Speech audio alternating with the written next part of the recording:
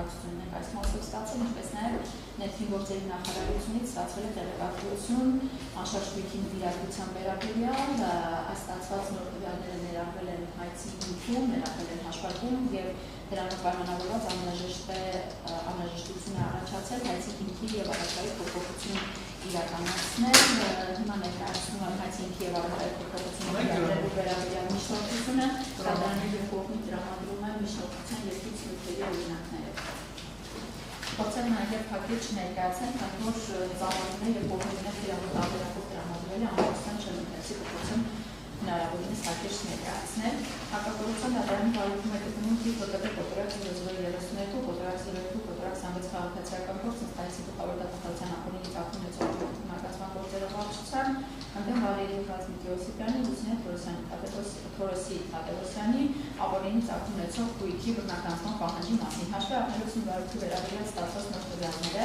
այն է Հայաստանի Հանրապետության Գիտությունների ազգային ակադեմիայի փոխանցումների ազգային բյուրո ՊՕԱԿ-ից ստացված 1926 թվականի 26/01/90 փոփոխակետի եզրակացությունը եւ ներքին գործերի նախարարությունից ստացված տեղեկատվությունը անշարժույթի նվիրատվության վերաբերյալ առարկայի հայցի հիմքի եւ առարկայի փոփոխության անհրաժեշտություն հետևաբարվելով քաղաքացիական դատավարության ինստիտուտի 170-րդ հոդվածի առաջին մասի իրավակարգավորումներով խնդրում եմ դատարանին թույլատրել հայցի հիմքի եւ առարկայի փոփոխությունը հայցը քննության առնելով միջնորդությամբ շարադրված բովանդակությամբ ներկայացնել նաև բռնականացման պահանջը հարկերի դատարանի մնացյալ մասը առարկայի կողմի դատարանի մոտ իրավասում անունը ղեկավարվելով քաղաքացիական դատավարության ինստիտուտի 120-128 հոդվածներով 125-րդ հոդվածով օրենքի 3-րդ հոդվածի 3-րդ հոդվածով 20-րդ հոդվածով եւ դատախազության մասին օրենքի 29-րդ հոդվածով խնդրում եմ Վալերի Ռազմիկի Օսիպյանից ողջ Հայաստանի Հանրապետության որպես ապօրինի ծախսում ցուցկույց հիմնական քաղաքի Երևան կենտրոն Բյուզանդի փողոց 107 շենք 19 հասցենում գտնվող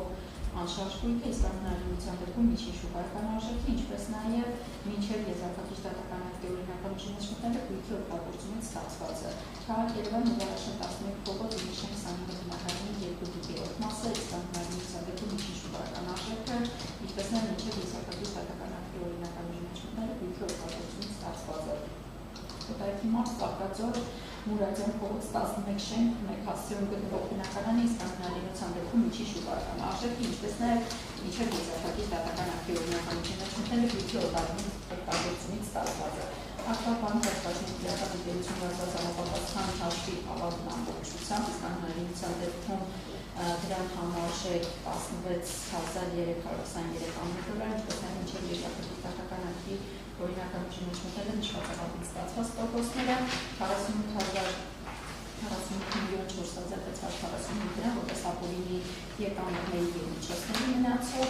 42,891,376 դրամի չափողումար, որը չի հիմնավորվում անձնական եկամուտներով ունի ապօրինի ծախսում փոխանցելու բարեփոխումներով եւ հնարավոր չէ հիմնականացնել եւ բռնականացնել եւ պահանջում է Լուսինե Թադևոսյանից ողջ Հայաստանի Հանրապետության որպես ապօրինի ծախսում ունեցող բռնականացելու քաղաք Երևան կենտրոն Բյուզանդի փողոց 107 շենք 3 հասցեում գտնվող բնակարանը իսկականության դեպքում միջին շուկայական արժեքը, ինչպես նաև մինչև եզրափակիչ դատական ակտի օրինական շնչմտները գույքի օգտագործումից ստացվածը եւ Lexus Urus 200 տոննի տրանսպորտային միջոցը իսկականության դեպքում վերջինիս շուկայական արժեքը։ Հաշվառելով նշվածը դատարանի հայցի հիմքի եւ Արտեցիք։ Ասենում եք։ Այո, արգելված փաստորեն մենք ճիշտ ենք հասկանում, որ դուք ներկայացրել եք այս միջնորդությունը ինկորպորացված տարբերակով, այսինքն այս միջնորդության մեջ նշվածն է այլևս հայցի հիմքը եւ առարկան ամբողջությամբ։ Այսինքն մենք էլ հայցադիմին կարող ենք կանադաշ չկատարել, հայցադիմը համարենք սա վերջնական։ Այո, փոխված է։ Ամբողջական տեքստը հիմնվում է որպես այս միջնորդության ներկայացված է, եթե դատարանը թույլ։ Այո, եթե դատարանը թույլ։ Մենք էլ այս նոր գույք է ավելացել, այս Գոտայքի մարզ, Ծաղկաձոր, Մուրադյան փողոց 11 շենք 1 հասցեում գտնվող բնակարան։ Կասեք այդ, քանի որ միանգամից նկատեցինք տարբերությունը այդ նոր գույքի մասով, խնդրում եմ բարձրաբանեք դա որ թվականին ում կողմից է ձեռք բերվել, որովհետև նաև գործի նյութերի ուսումնասիրության ժամանակ չեն հանդիպել այդ գույքին քաղաք Ծաղկաձոր։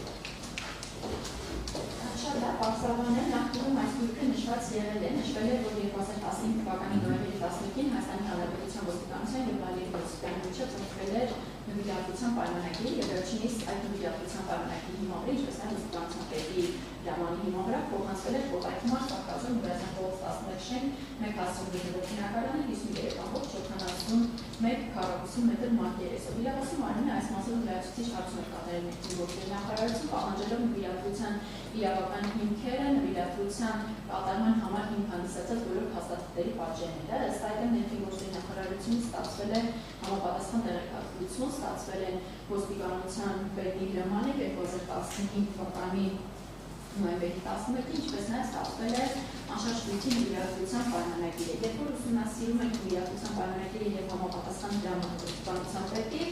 ուսումնասիրել ենք նաև ոստիկանության պետի հրամանի հիմքում ընկած իրավական դեպքերը, այսինքն լիազորող դեպքերը, որոնք հիմք են հանդիսացել այդ նվիրատվությունը իրականացնելու համար, իրավական դեպքերի վերլուծությունը ցույց է տվել, որ նվիրատվությունը ըստ մեր գնահատման չի բավարարել իրավական չափանիշներին, մասնավորապես ընդունված են կառավարության որոշումներ, որոնք նախատեսում են համապատասխան իրավակարգավորումներ, թե որ դեպքում օրինակ զինծառայողների կամ նրանց ընտանիքի անդամների կարող է անհատույց բնակարան սեփականաշնորհվել եւ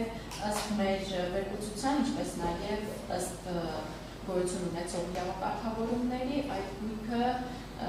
իրավակարգավորումների շրջանակներում չէր կարող պահպանել Վալերի Օսիպյանի եւ այդ նկատառումով իրավասու մարմինը նաեւ ներկայացրել այն բոլոր իրավական ակտերի ու դրանց կարգավորումները, որոնք միջնորդության մեջ նշված են, մասնավորապես խոսքը վերաբերում է կառավարության 2008 թվականի հուլիսի 24-ի թիվ 805 որոշմանը եւ կառավարության 2004 թվականի ապրիլի 29-ի թիվ 806 որոշմանը վկայակոչվել են այդ որոշման իրավակարգավորումները, որոնք պահանջել են որ օրինակ զինծառայողների կողմից պետք է լինի համապատասխան դիմում եւ այդ որոշումների շրջանակներում գույքի հատկացումը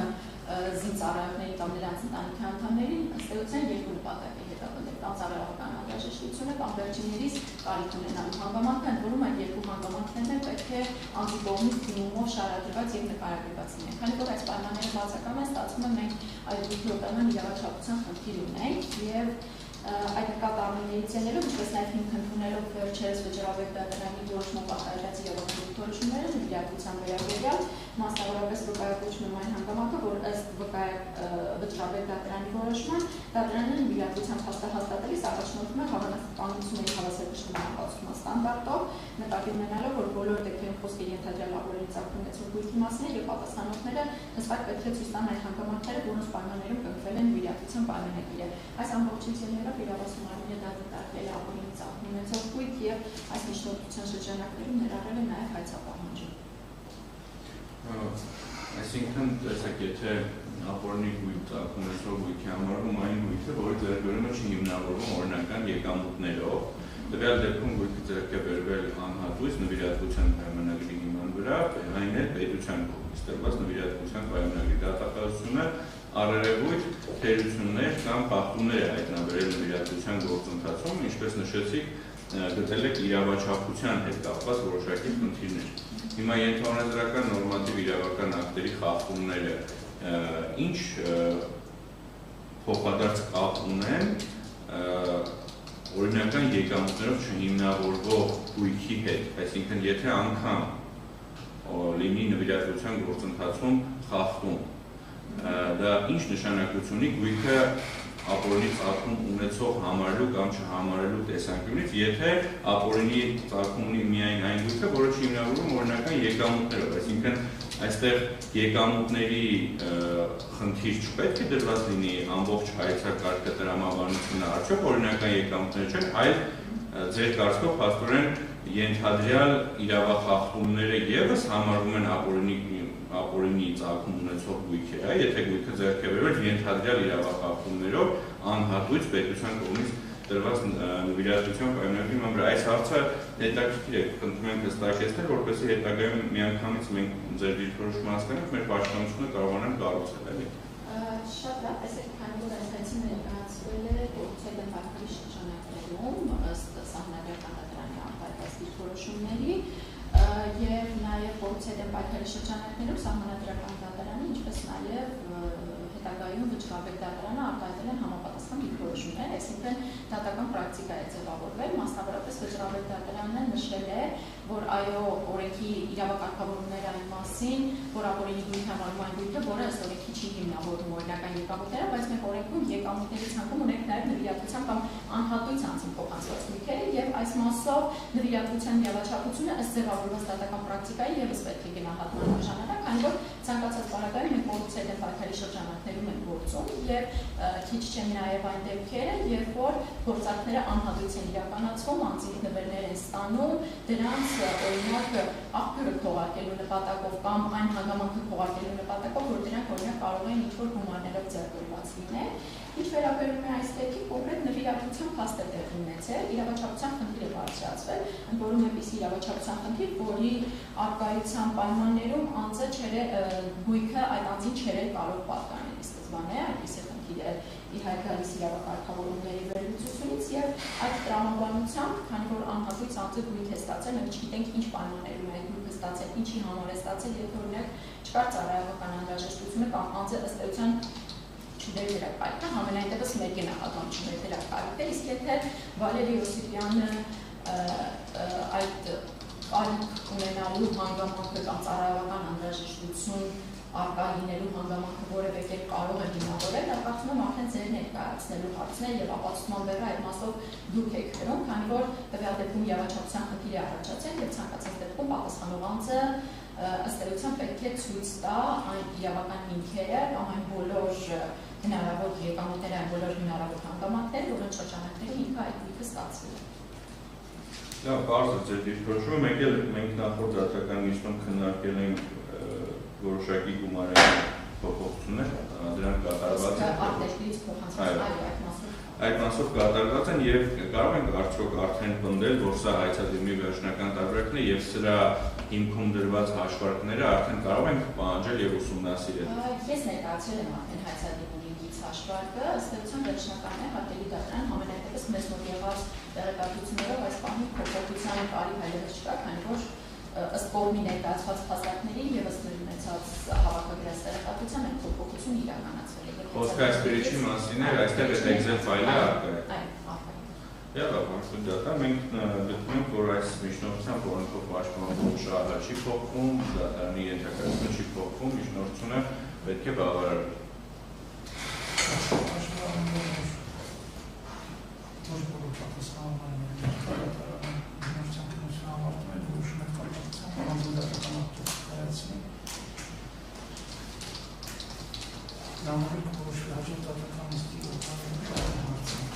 Այլ հայտարարությունների միջնորդություններ ունենք։